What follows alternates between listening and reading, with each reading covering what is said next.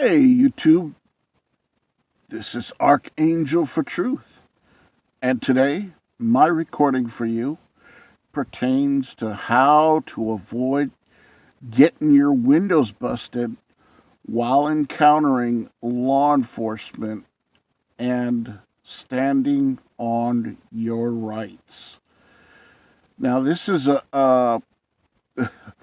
actually a common issue with people when you do stand on your rights that you're going to encounter when dealing with law enforcement.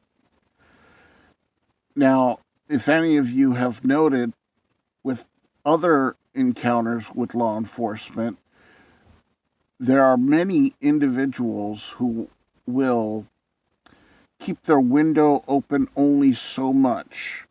And the reason why this is done is this comes at the advice of Eddie Craig. And I think that Eddie Craig gives uh, good reasons for why he says to only leave a crack in the window. I will explain those reasons. And so basically, what Eddie Craig is pointing out is that police officers like to fabricate reasons why that they need to conduct a search of your vehicle. And so they will claim that they smell pot or they smell alcohol in your vehicle.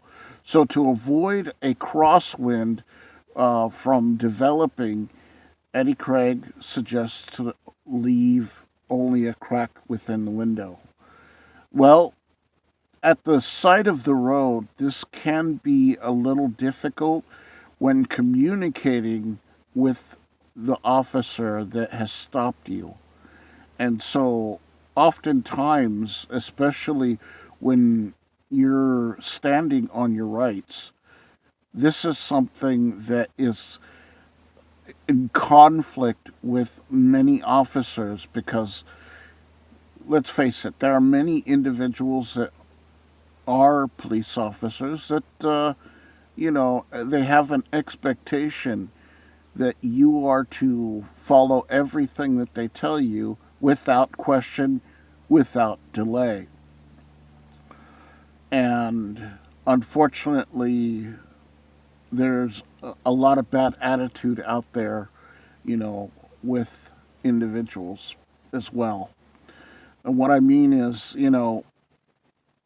I don't believe in being disrespectful, even if I disagree with law enforcement.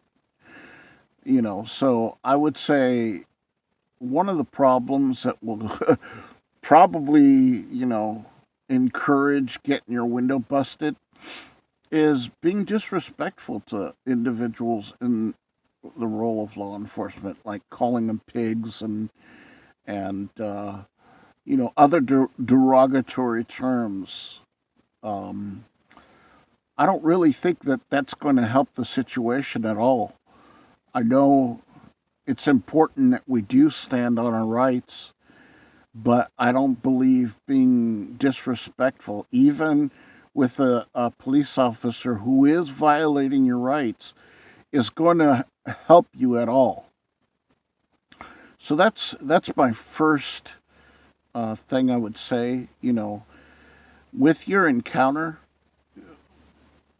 being respectful can go a long way, and so I do recommend being respectful to the police officer.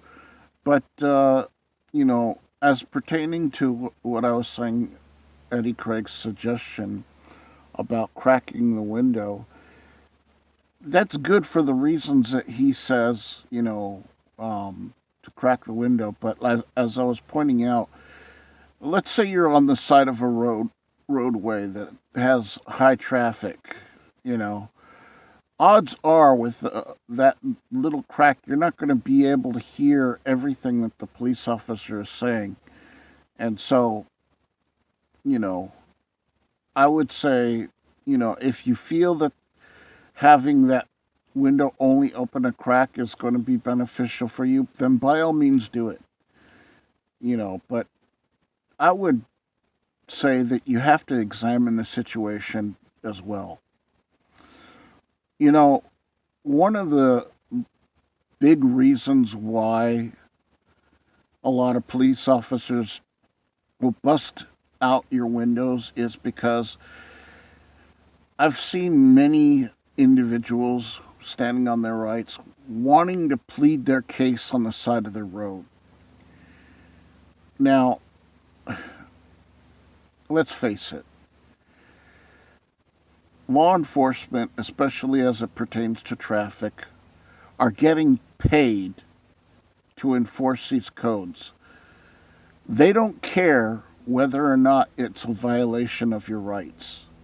They don't.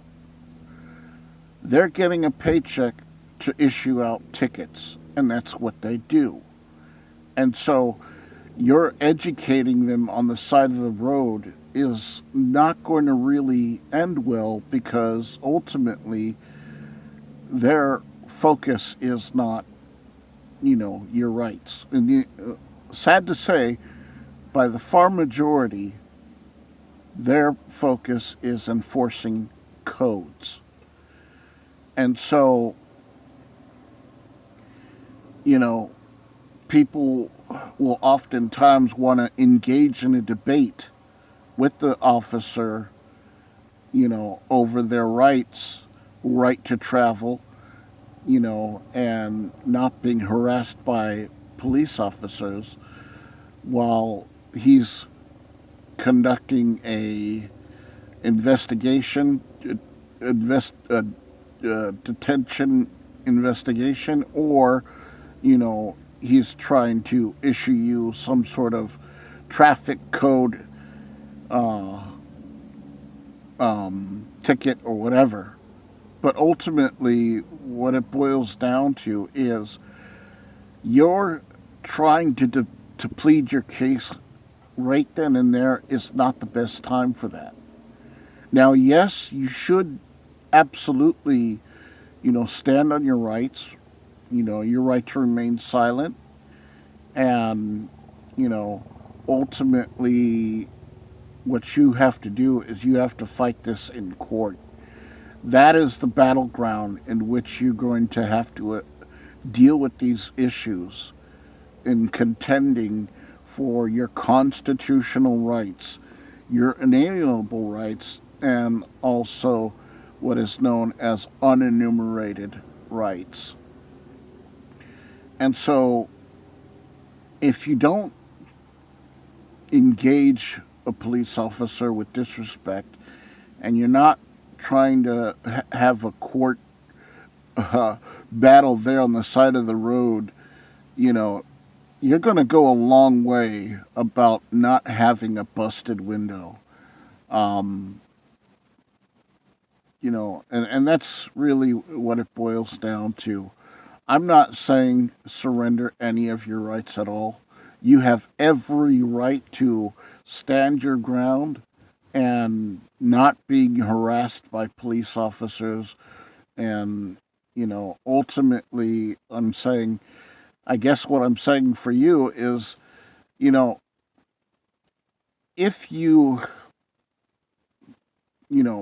go ahead and stand your ground, but you do it in a way that's not going to benefit you, that makes no sense. Okay? And here's the deal: telling the police officer you'll sue them and this and this and that, you know what? Yes, you absolutely should pursue legal, whatever legal remedies that are available to you in dealing with your rights being violated. Absolutely, 100% you are able to do that. But, you know, I would tell you that if you think that you're going to be able to get a lawsuit over your busted window, in a quick fashion, you got to be prepared for the process that you're going to have to go through for that. And odds are, the judge or the magistrate, whoever you're going to be going before, are going to side in favor of the police officer because of what is called qualified immunity. Okay?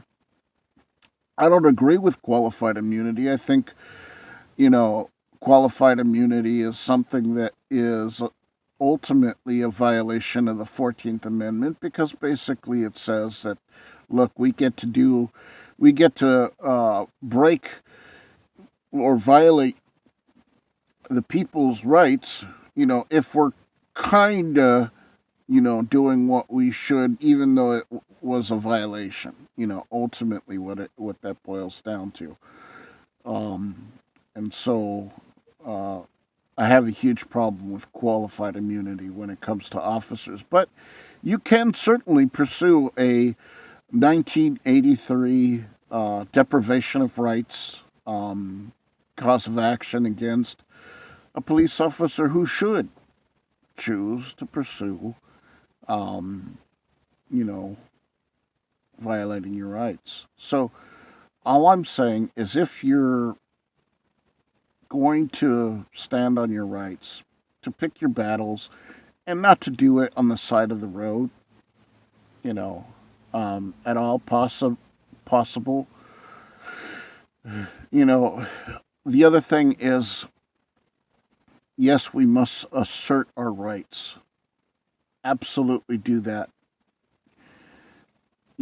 If they ask you for paperwork, remind them that the Constitution clearly says that you don't need to provide any of the paperwork under their searches and seizures and so forth.